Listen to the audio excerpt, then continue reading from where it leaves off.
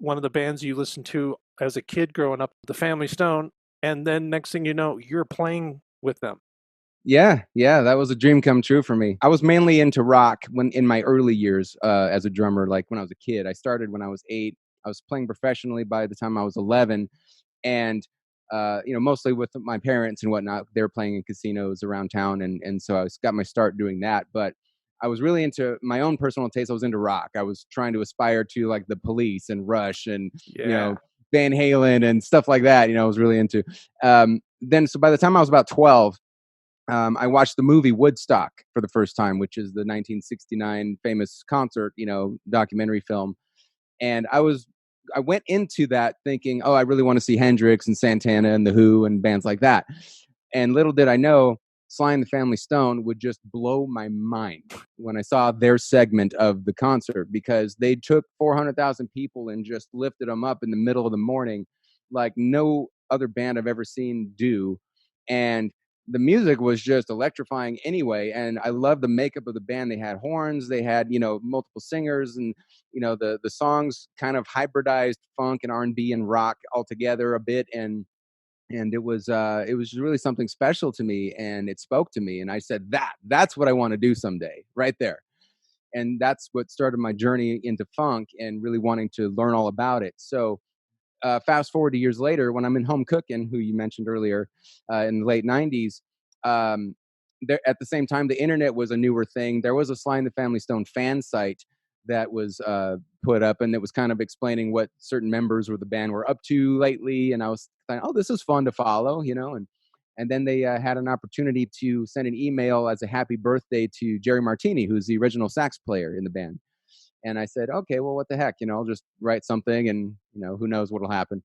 So I wrote him an email and wished him happy birthday. Hoped he was still playing and doing well, and told him I was in a funk band that was directly an inspiration from being inspired by the Family Stone and having the horns and all that. And that was it. I didn't expect to hear anything back. So he did email me back personally to thank me and said, "Hey, I'd love to hear what your band sounds like. Send me a disc." So I was like, okay. So now not only am I talking to one of my heroes, but I get to send him, an album that I've done, so that's pretty cool. So he listens to it and he loves it. And that kind of kicked off a friendship between us. And we just stayed in touch for several years. And then he, started up the Family Stone touring again. And so he'd invite me out to the show and hang out, and I'd, meet some of the band members. And that was really fun. And that was enough for me, honestly. And Yeah. then about 2008, I get a call from him, saying that some member changes had happened, and he was inviting me to at that point to be their new drummer. The original drummer was on hiatus, and so he had a hired gun for a little while up until that point. And so in making some changes, I got offered the spot, and so that was just like, okay. And I still got my full-time video game day job at this point. So I'm like, how does this work with your touring? Because I got this to deal with too. And he's like, well, we mainly tour on weekends. He's like, so if you can take a day here and there, we'll be fine. So I cleared that with my company, and I started touring with them for a few years, and that was a blast. And so then after a while, the original drummer returned. So then I became a sub, and was just kind of filling in for when he needed me. And then, as of a couple of years ago, he went back on hiatus. So then I was invited to come back. And last year we played the 50th anniversary of Woodstock at the original site. So taking it from the moment that sparked my interest and goals to come full circle and perform for the anniversary of the event, that says it all, and I love it. That is awesome, man. This is what Sonic Tonic is all about. I mean, what a cool thing. And that's really going with your gut, with your passion, right? I mean, Yeah. I you mean, but here's the sort of, when people ask me like, how do you get to that point? What's the steps you need to take? And I'm like, there's no real steps to take. It's about relationships. It's about being genuine. It's about just being who you are, offering that to whoever's willing to listen or take it on or appreciate it. But the friendships and the relationships that you form over time out of simple genuine interest and common interests that you have, that's what leads to other opportunities and you'll never know when they're going to happen. They just sort of magically do one day. I would have never expected to get that call, but but I did, and that was because I had a relationship with Jerry up until that point, and that was like a good 10 years. So I mean, that's it takes just the passion behind what you're doing, and keep doing it, and keep your friendships and relationships going, because you genuinely care about these people, and you love what they do, and they appreciate what you do, and eventually it clicks. Yes, I noticed two things in that story, though, that's worth pointing out, I think, because if that's what people are listening to here, is trying to pick up, and I hope the viewers are trying to pick up these gems, and it's not about listening to the show and then going, that was kind of entertaining, that was neat.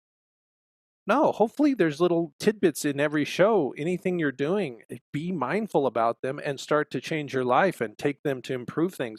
And so what I'm hearing you say when you mentioned that is you put yourself out there to reach out to Jerry through the internet.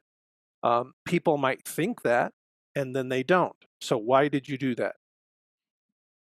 I did that because for no other reason that I wanted to let him know that I was a huge fan, and that what he did specifically inspired me to do what I'm doing at that time, and that that was something that was important to me. So, but I had no expectation that he would even write me back.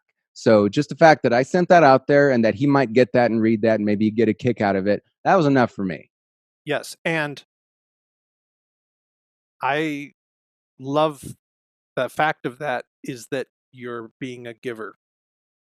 You're not taking. You're just saying, "Man, you gave me inspiration. I'm giving you thanks for that." That's it. Yeah, yeah, And then, of course, most of the time, someone's going to appreciate that and maybe even reach out, and you just are friends then.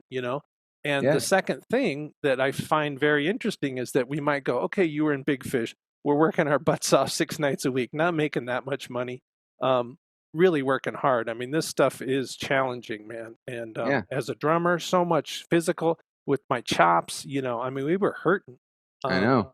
so but you improve, you learn things, you get better. So then you did home cooking, and you guys scrape together money, you record the CD and everything. What for? I don't know. There's no finish line for it, but it's because you're passionate. So then you have it sitting there, and then he says, "Oh, really? You have a band? Send me a recording." Most people won't even have a recording. So you actually had this great packaged thing sounding awesome.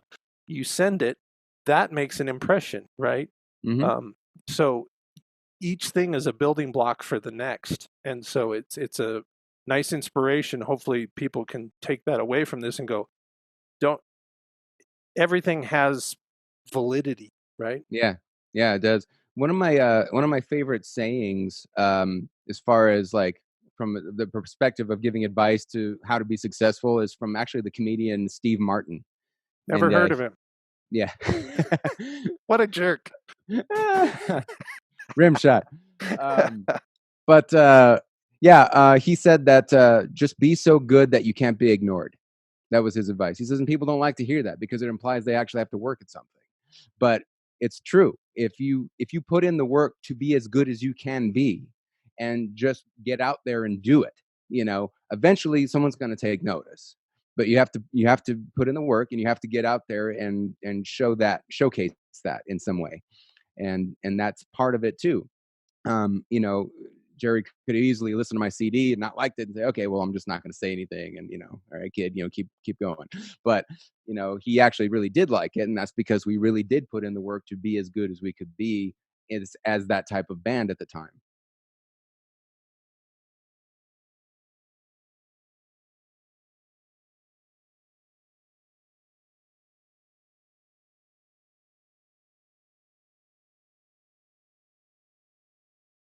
Yet I don't get this whole Zoom thing.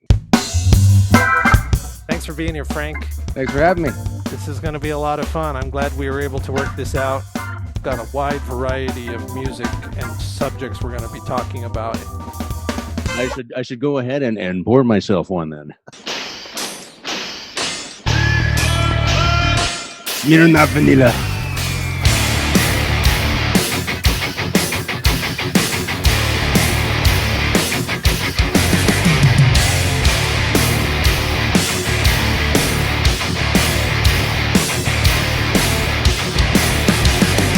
And Let me tell you another story, Darren. Andy Dufresne.